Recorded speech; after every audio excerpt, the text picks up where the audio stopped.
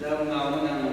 Christian education she wanted Sunday school na alang saya overall ministry of the church, proper definition. Church le bukan ucapan ministry lah Christian education mana. Jadi ini kemana involvement na Sunday school class kami ini juga. Yang bukan ministry ini berjalan kemana. Jadi ini kemana Christian education understanding na. Jadi ini yang ada macam briefly itu teman maksudnya yang ada si waktu masih teacher Hebrews chapter 12 verse 11 ini bukunya. Joyous word. Church. Hebrews chapter 12 11. No disciple seems pleasant at the time, but painful later on. However, it produces a harvest of righteousness and peace for those who have been trained by it. Thank you. Oh, đầu đấy.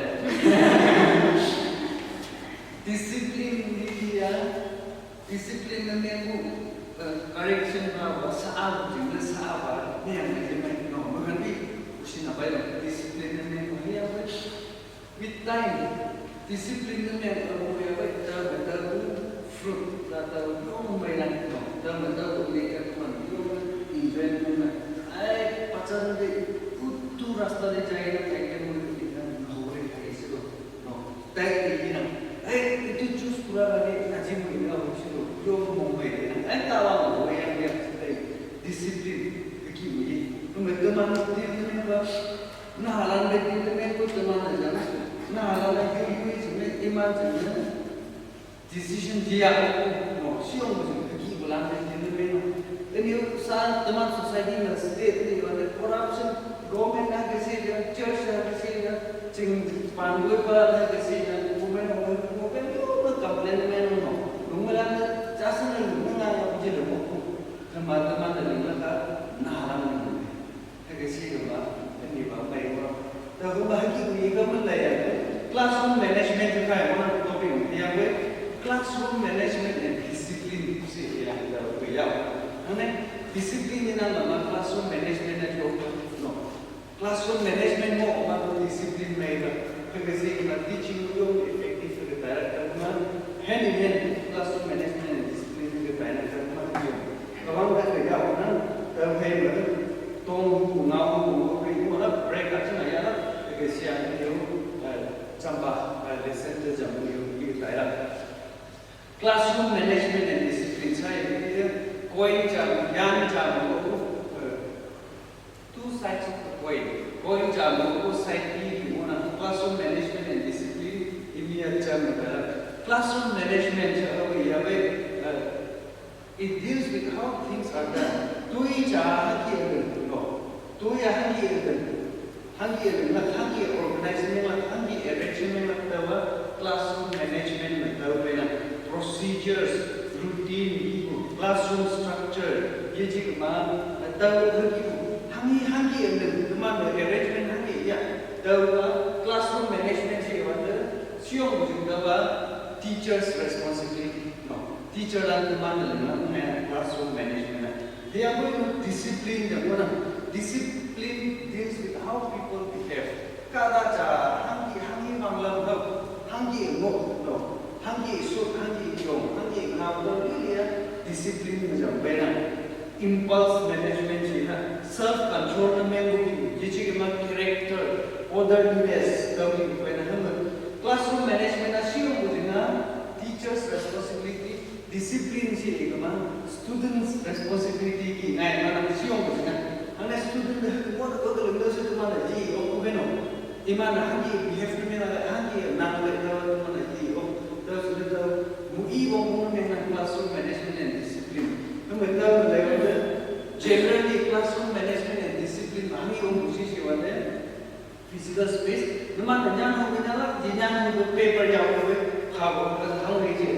Paper paper print this physical space. the classroom space hangi oh no. Teman siom je kumen ma classroom Sunday school class में ये नाम no. हम classroom management में तब बांगना physical space कोन में ना choosing rules and procedure rule hangi ma classroom में procedure hangi तायरा teaching ma planning and conducting instruction the way and you maintaining appropriate behavior bangumi so using good communication skills yeman ring now interaction hangi no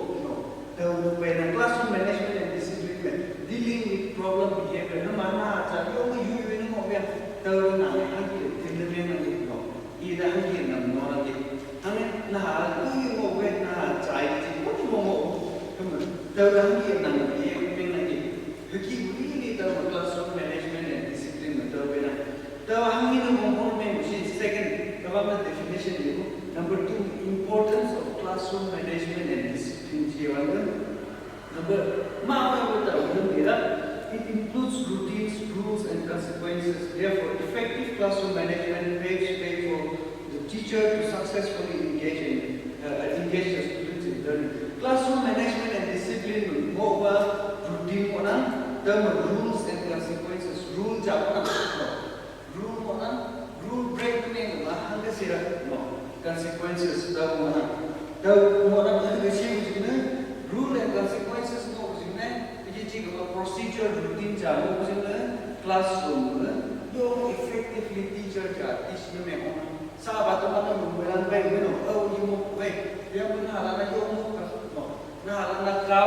no jambi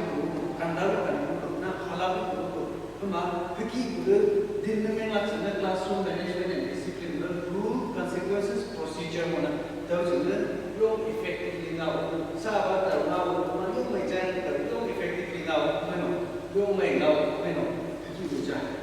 effective classroom management and discipline behavior problem behavior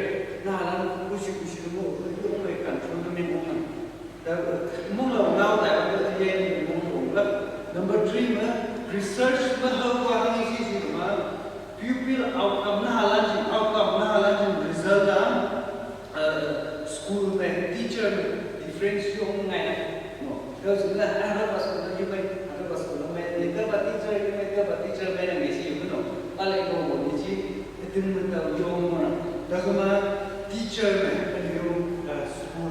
teacher classroom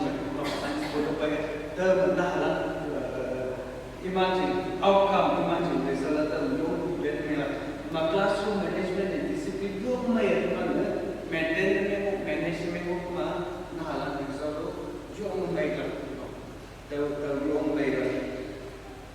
I think a break how is it distracting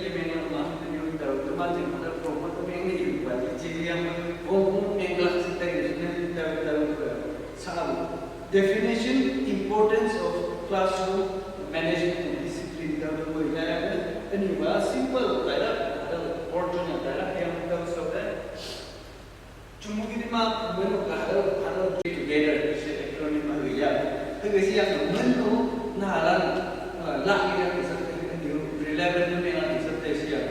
KFC no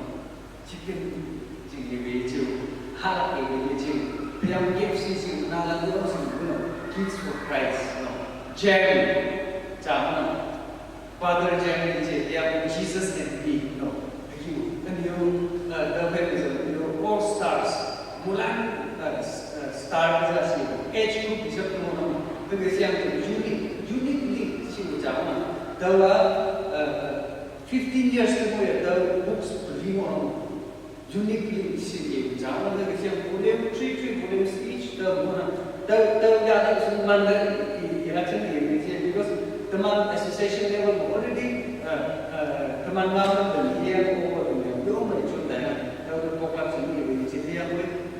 relevant contextual material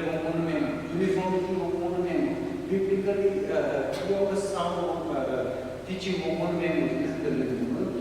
books 12 books teachers copy the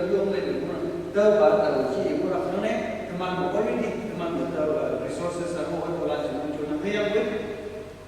Sunday school में graduate में मैं ताया ना youth तुझे पायो no youth तुझे जे neither year no de youth तुझे पायो Sunday school तुझे तायो no वो ना उसा चाहना आयो class को no youth है किसी को Sunday school तुझे तायो कि उलान नहीं लाए जाता कि उलान नहीं क्या ना अलग लाए मायने ना हालां चल लाए ना इमान teachers को students को भी माना अलग है जिना हम Ada lain cuma kan individually joining in the era no over and you look at JJ Bible club no 10 to 15 kadalan cuma macam ni over JJ kema classroom piyong ada Sunday school classroom piyong kemongan halang mo yang ibu over kaya mo teacher ora same book cuma teachers copy students handbook sama ye na same book cuma kaya mo teacher more of iman guide dengan dia no iman dalam bahan teacher dia no ke siang ni cuma tahu tahu ada layak tahu mungkin tahu hama ke siang ni church cara tahu boleh mahu cabang hama ke siang ni itu bos ni sihat no iya menang apa tahu menang ke siang ni tahu ministry itu orang iman mungkin layak siang iyo selam sih तो वो बिना सलाम हो चर्च चाचा में कादा चाचा को में सुप्रीडेंट वो कोई टीचर वाला वो हलो मेला में हलो क्या है फिर बेसिया में नुमान ले नुमान हमी वाला में चुन वाले नो फिर किसी तर चुन ताई में नुमान ना हालां जो हम एक क्लास से तुम लांग तुमने फिर ना अन्यो हलो 16 to 18 years group अवाम में volume 1 चुना book 1 तब book 2 volume 2 चुना no तब सोया में तुमान न्यूज़ाल जंगल को breakthrough it's a ministry of NBCC ministry more Christian education overall ministry assistant में नंगिया पे it's a sang की ना हर men ministry yo तब जो लगा जिक्केम ना mengai dah orang dah involve dengan masing-masing tahu ni kan ada breakthrough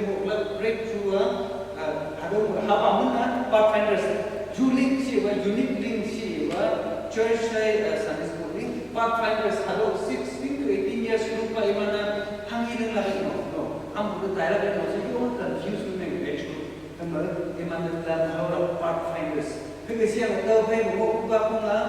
breakthrough sahaja learn breakthrough no nanti itu dia pengai di sini bahwa praise dengan direct tahu ngai tahu cuma tahu soalnya macam itu DIGG delight in God's grace yang macam tahu category lima juga kegesi yang mau teman malu nak sekolah yang cabang nak sekolah mana tahu light ini dengan kegesi yang tahu saya dia Bible club ini jadi kemana church yang ini malah muncul 60 years above gue tulang sudah Sunday school curriculum. Sunday school sih waktu itu mana halan jasa yang gue tahu type experience ni nang yang mi wa adult Sunday school mana dia no kemana lagi tahu kita memang orang kegesian apa itu tadi ya oke ini cuma Bible club jauh ke discussion orang no tapi wo tahu mah DIGG macam age wise category begini ya pensioners lah retired kan gue tulang sudah dengan segi program dan orang tahu semua hukum ni ada cabang apa church ngawe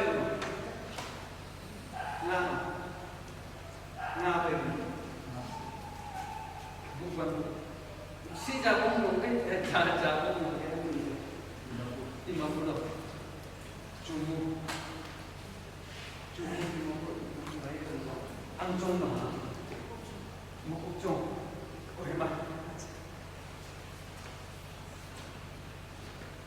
Nama nak cakap, ini lehu force nak yang hijau lebih sedikit, jumlah nak jumlah lehu, imagine experience itu kamu, penyumbang contextual teman writers lah yang menunjuk kaman,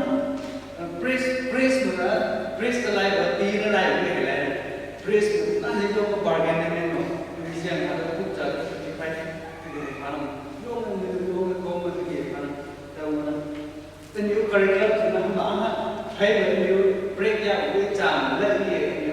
inclusive classroom jengawan dan understanding ada special needs children jengawan ada lagi yang kami lagi ya classroom management and discipline. Classroom management nangi, discipline nangi teman yung may sendiri. Importance, tawahan ini important na yung yung may sendiri. Saba, teman sa yung pagmasunet sa management yung mga ngayon. Classroom management, classroom jahan ki management ang yung may teman kung kalap sila ngayon. Classroom si teman ang classroom si kiek cari je yang kita alam ini mana classroom si mana alam cari je alam ini mana terus kita mana class si mana teman macamnya person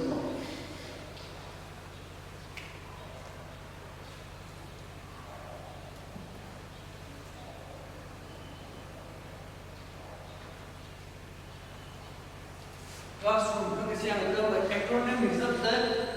ni jepira sini tahu disebut tahu ngau daerah sini class si wanda person no kata nahaja jadi kemana kata aja si ni kamu room si wanda physical space no physical space ni kamu teman dia mau kemana classroom ada cari je physical space mana tahu kata classroom. Because yang classroom management adalah teman ni orang yang mesti ada C. Kalau acronym itu C ada apa yang closeness, care, concern. No. Classroom management adalah closeness. Nah, ada closeness yang berapa? Nah, ada berapa? Nah, ada relationship ini yang tergolong mana? Tahu yuk classroom experience atau jenang saya kadang mendai dong warna no. Yang kelas besok teacher nang menik dong momen haki buca tahu closeness tahu relation dengan mela care care menu concern tahu classroom management see closeness care concern tahu ada Ronald elements ini students don't care how much you know until they know how much you care. No. Nang hangsan nang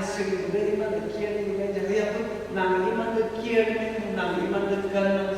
nasi iman itu nang leng itu mana sih nang classroom closeness care concern itu umumnya element leadership potom yung memang Joshua Bible level Joshua juga role model na kami mo si Joshua yung bawa kami mo si yung macam nung Joshua yung role model na kami mo si predecessor sila Mosano Memang ini iman dari dia. Joshua juga role model Moses pun. Cuma leadership quality teman naharan atau haurak umur memang leadership quality. Naharan saya tahu bang boleh kerja nang kerja apa ya kita yang dihisap tahu pintu teman-teman tahu punya dia ada correction power. Siapa naharan dengan apa sih?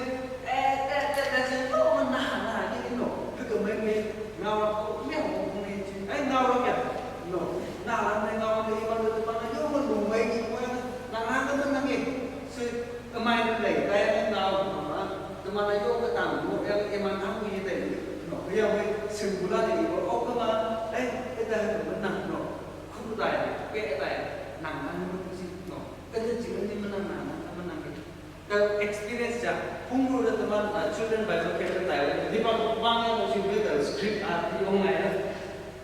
umur tahu teman hal sau dia tahu dia, question tongak jangan memang saja hanya cepat, ini karakter tahu nalan kunci semua nalan macam ni nalan ni, jangan ada nik data video nalan menang ni, setong gimana, ada jenis menang jasi, jangan bos beri pang ibu mana? Nah, lagi mana? Nah, lagi that is the joy of serving tôi cần biết được cái xem ngôn ngữ đặc biệt là sao về cái xem thì mà tôi very sorry tôi không có dùng mà tôi introduce đi nhưng mà đây gì mà đây anh tôi mà đi introduce đi mà dùng ngôn ngữ tôi bây giờ na làm được cái ông sai tôi leadership gì mà tôi mà nó na cái trong đến đây là thôi là không gì anh na làm ấy I want to be like him over tawa ibu nang chong ma no tawa yung ma hado ma to ki hado sir ki hado miss hado meron meng nang se tay la ki impression ko no tawa ma na ki me la mu no na khayam ko no tawa leadership quality ma no lu mai ja ni ko ra no ki ko khawra ko mo no me nang se Moses sa Joshua ji ko mo ni tawa mo no me nang se tawa ni na they need to see the leadership in you the leadership in you now. Look to me. Affirmation, acceptance. Affirmation, acceptance. Now, saw my hairstyle, iman dressing sense the letter. You want to know. Bible the chosma pokala ko lagi. Bible the pokala lagi tak rinhe pero lagi. Sampai no, kalau kita selain na, nongben cuma kalau lagi. Sampai, haki teman betul, haki belum mana, iya haki belum mana tiang, nah, di apa you, iman the expressment you dalam expressment no. Haki isi wada teman betul, tinggi lah orang jauh lah mana, modesty jauh lah tahu, haki ngomong sambil sudah no. Hak no mai no ora sin iya ni che iya iman accept me la iman affirm me la ke sia le ting yi u positively iman now iman wa yong iman ta bai me la class management ta bai na S me to fam ba S ada ba S ta ba S sincerity no sincere me la teman wholeheartedly mong nak sepan dia untuk mikong merah mong ni papa atas ini rumah tawa jemai kubai lain pastor request mau kata yang nama mungkin Christian kelas betul attitude petai no ti kurang deh kala yang nak sini bahasa dia rasa request mau sebenarnya dia sedang attitude kelas betul teman mo anda si dia mo hikibo yung ano kasi teman mo nga sa kanya yung kakal dia anyo teman mo kaya dia ning ni o no tawa ni na yung teman na yung mo ba ja pastor la ti mo na kala yung nang niya ko si dinang no request ni yung men riya ko na si iba ba ya sa ji no si channel ba ya tahu orang teman mong halang ngay yung mong halang yung mong mena ko ada genuine mena real mena teman na harang na teman ko suna tahu mabang tahu yung Yesus yang tahu ada teacher mong pura kuyo apa isi ko batoja ni sahabi no may sahabi mong may sahabi mo daw to karena mau lena tahu baru klik di sini kok kasi example saya teman cuma ni boleh meni bayong dia no itu yang mana oh mu berlalu ini saya itu cang ni yang link cuma kamu inang betai yang mau meni yang susah meni mu ni no link yang mereka jerak ni no kita mau mai no tahu ni ada sincerity, sincere na mong harap no, genuine, real, teman mong jang ngay ministry dengan tahu mong yang mana. S na security, management better, secure mengat sila classroom management better tahu na teman classroom mana orang no, teman classroom table ano orang desk kami orang na alam super comfortable में क्या no ना ना चाय chung gi bang lu na friend na mo ya di ma go gi no bang lu na friend na mo ya koi ma bang lu sam na ma protection ba na ni no haki bu ma na tai le na ne tam security na halan safe environment for classroom management level table and chairs table na halan class na halan me us na to mo ke no ke no na me us na koi ke ma mo bi yo mo sum no ke no bun no ke halan iman na mana ages desks to age ya yo ke chak mo ke no yichi ma bench mo iman ya ba na ala na cha cha ko ya no security the environment safety me na ko yo mo me na classroom management level R solo R like R 3 R's R rules routines rewards rule mo routine mo reward mo thế thì là tàu hạt giống gì vấn đề tàu mang trái cái gì mà nhà mình mang nhà tàu mang nó sao chẳng tàu số nữa nãy lên nhiều ngày là tàu tàu là gì ngày và ngày là đi suy nhiều mong mẹ sao cũng nào cũng được nhiều ngày là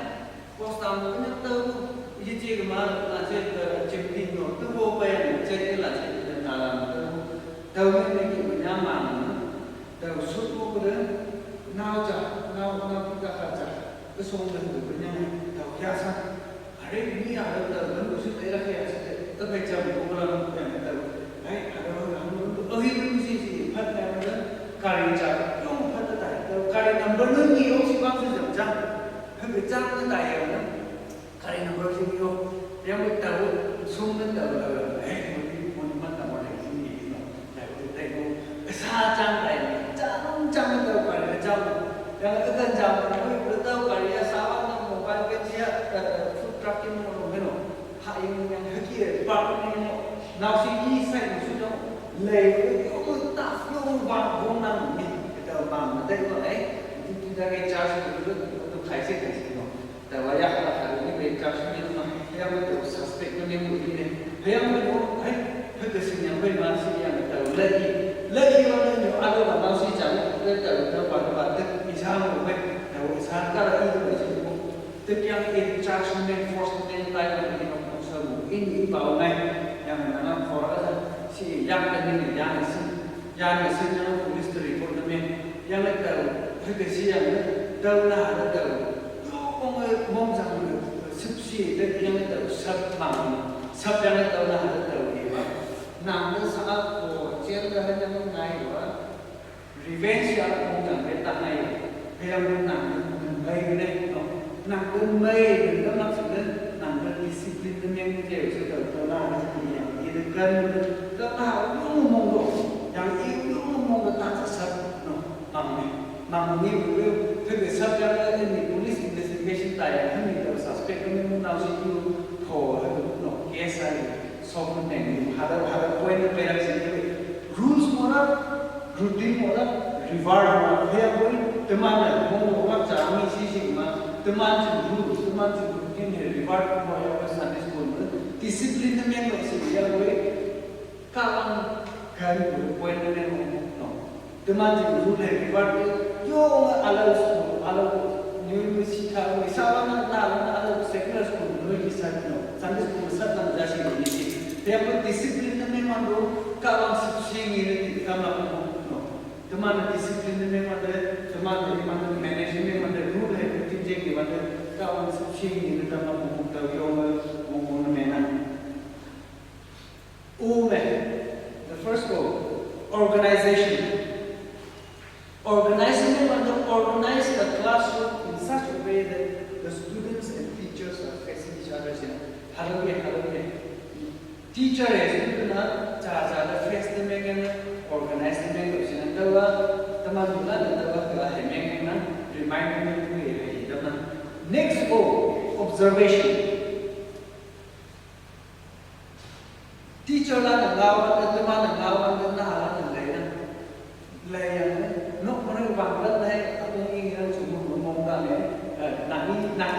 chỉ là cái em lúc cũng nào nó cần năng nhiều cái nổ thế lúc cũng nào đi á vậy mà lấy cái của dùng nhìn để năng sản xuất nhìn hàng nghìn gì chỉ tên nhà đầu tư chơi như vậy hay tên nhà đầu tư chơi hay ngầu đâu tên nhà đầu tư chơi hay cần năng vậy hay gì nào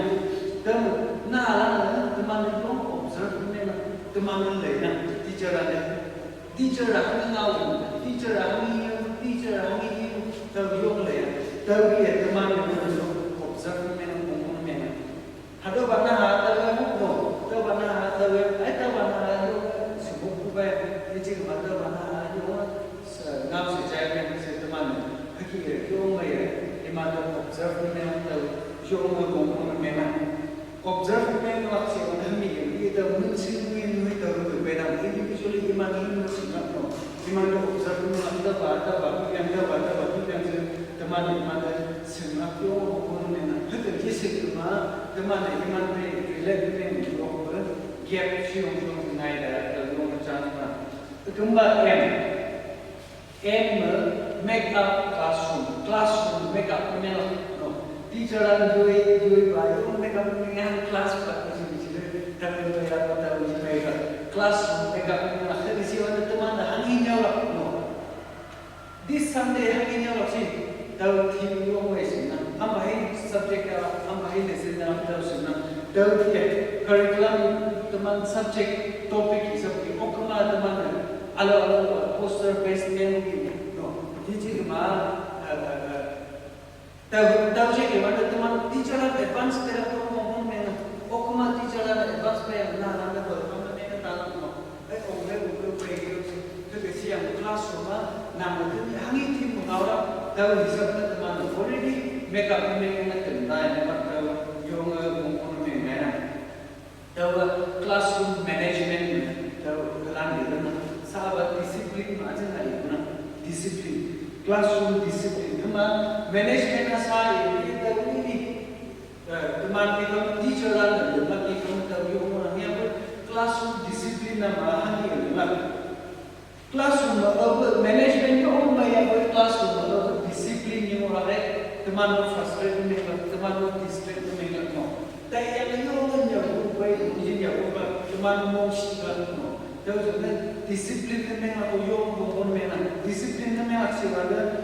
Karena define your system, teman system define memang system teman system mahani nah kita belum baik teman tu jauh lagi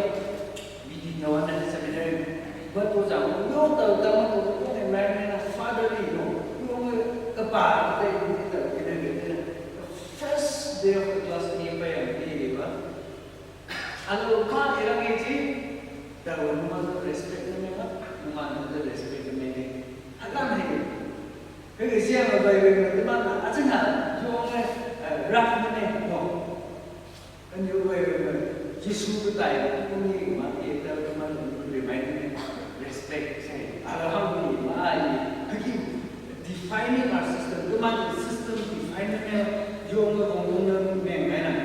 problem lain masih, ini kalau ini untuk kita jadi no, problem lain masih Disiplin में लक्ष्य ये चाहिए आपको problem मांगाए वो system define में लोग में गए ना हम practically अच्छे ना माँ ये चाहिए लोगों का अच्छे ना वाला भी होना कि three simple rules अगर ना हम लोग proven to have worked with all age children age groups ना हम लोग में ada problem yang ada sih the simple rules dari guna ni अब हमने define your system sehingga define your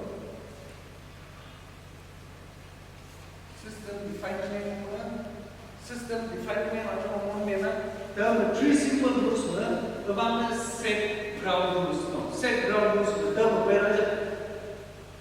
number one mana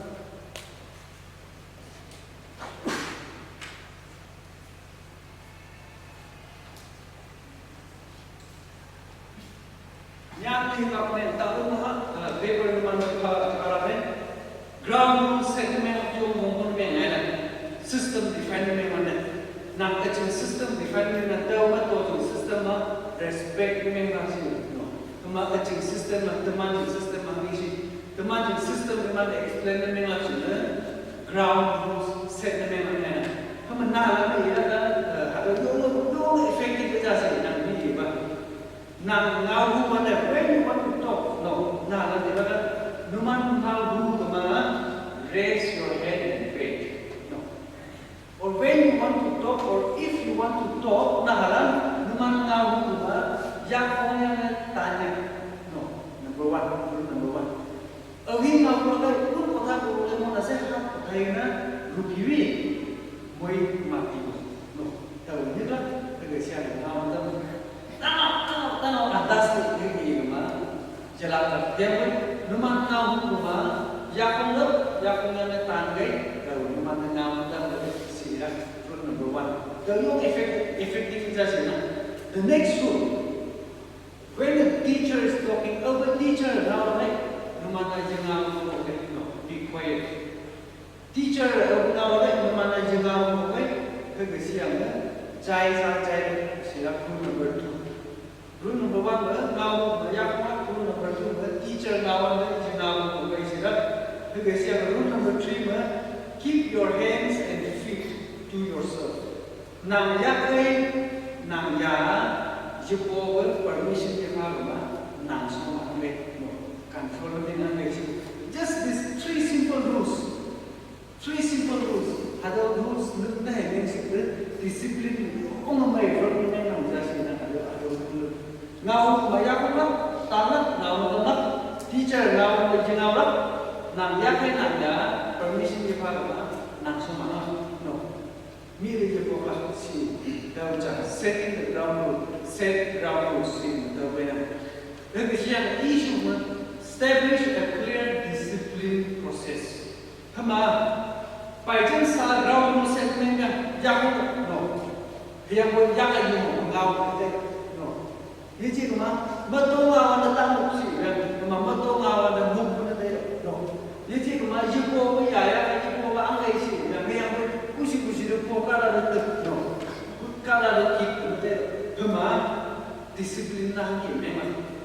The second statement, establish a clear discipline process. Benar atau rule baik memang teman teacher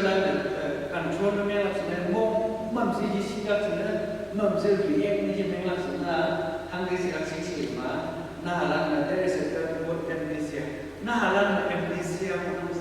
sih nahalan ni pirang sih no. Itu nama pirang bukan nahalan.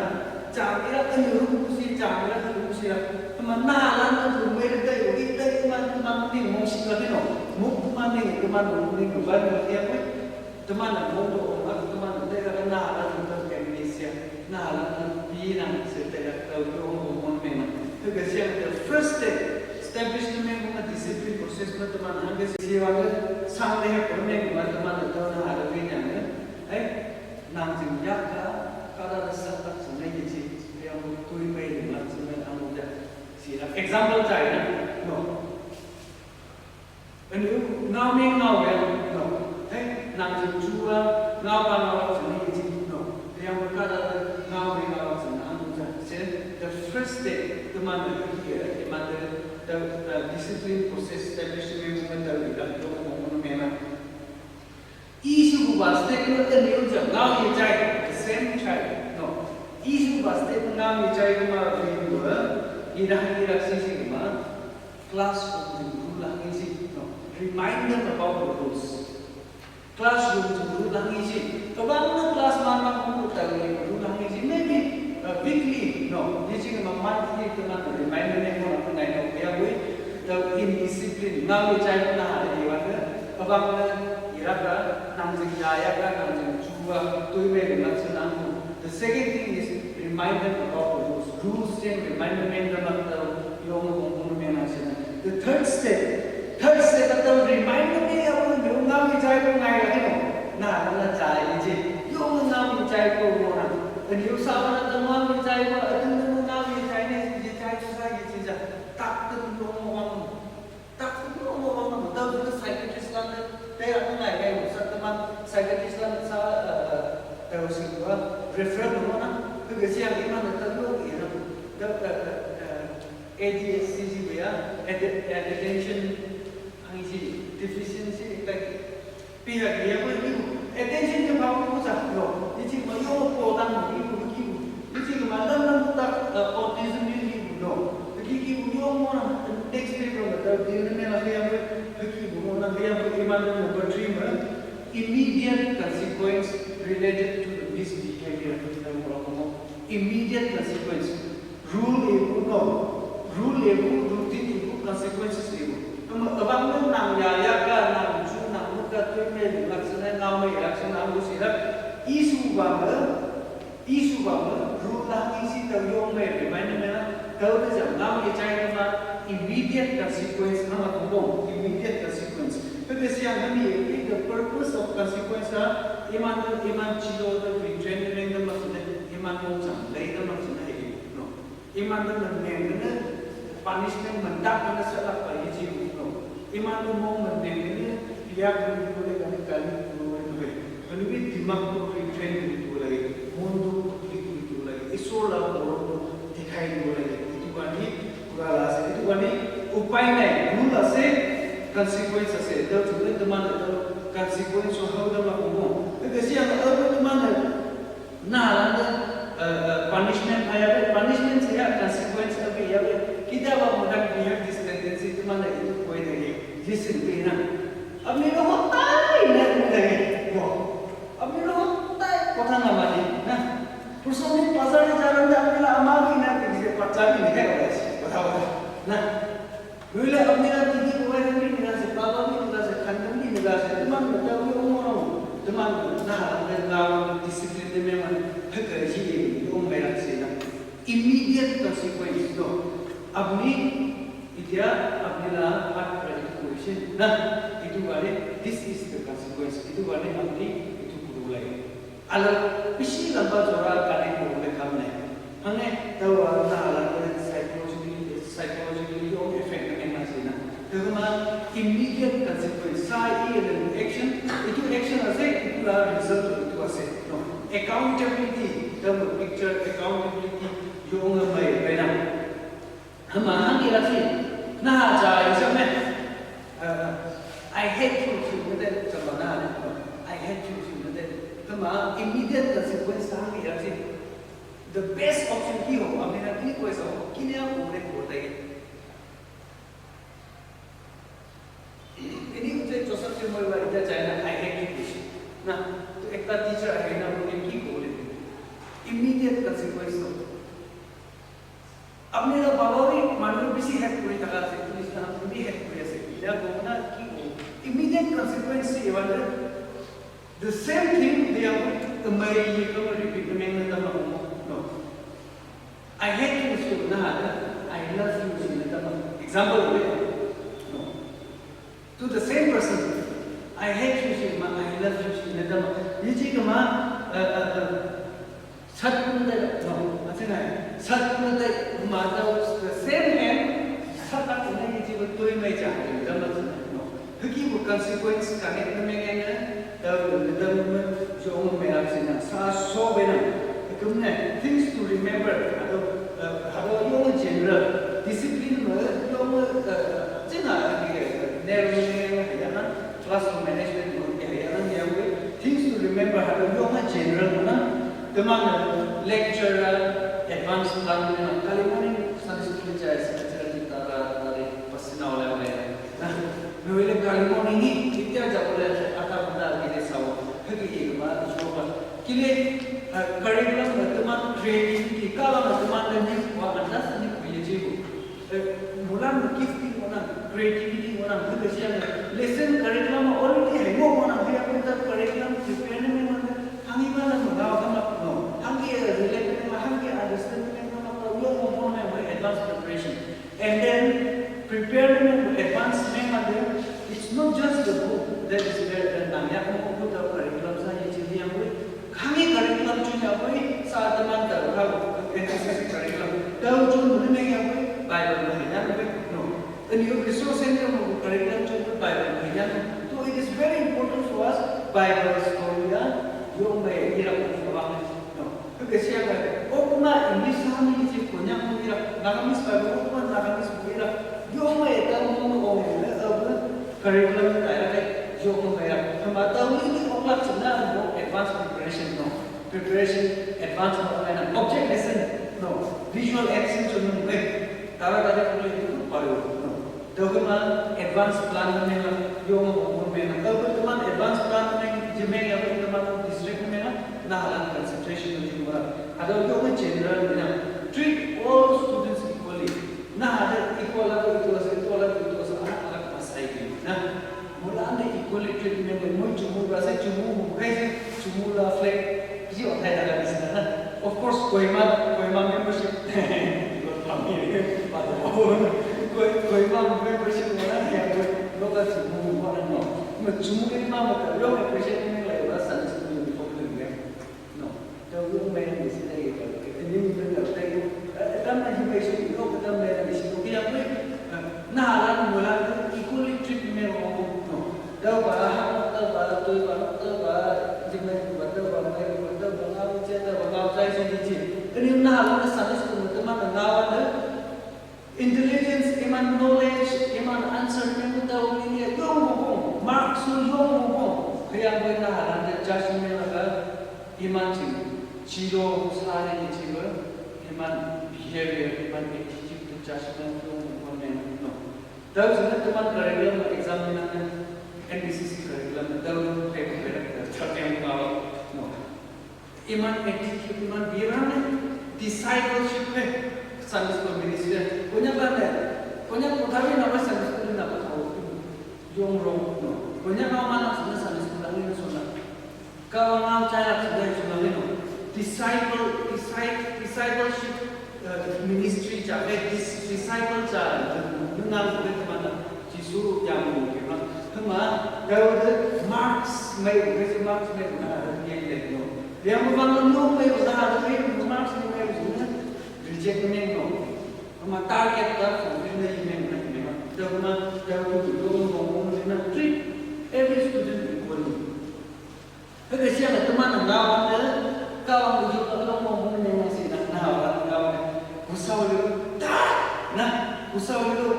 itu malas sih meaning itu sih hal itu ton itu jadi nah ton itu sih metode itu sih kerja nawa iman tahu kita abis ekta hal itu aja harus tahan itu muncul boleh malas ini apa itu ini ciri kalau sih malas boleh malas ini apa itu tahan chini khawli dole mo na kya bo chini khal chi phalas ina bo chi ma ta bi le no sang chini khal chi phalas si na ni mo na ka marja ya zle na ina bo ma ta ina bo itu ni mo bo chi na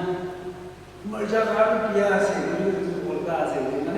that expression no sa chutu tu ni na really mo na taman je voice tone ni close the matter properly. Kila matter ni ekdom hal close kori lagi. Teaching along dengan mengapa resource reflection time. Tahu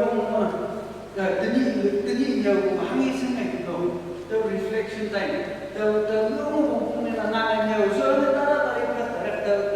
kami je. Dia pernah ada senyap tahu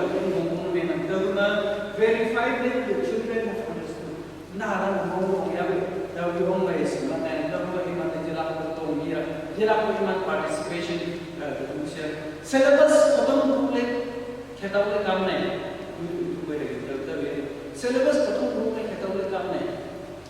Dia exam mungkin untuk mana? Sehingga tahu ngomong yang ni,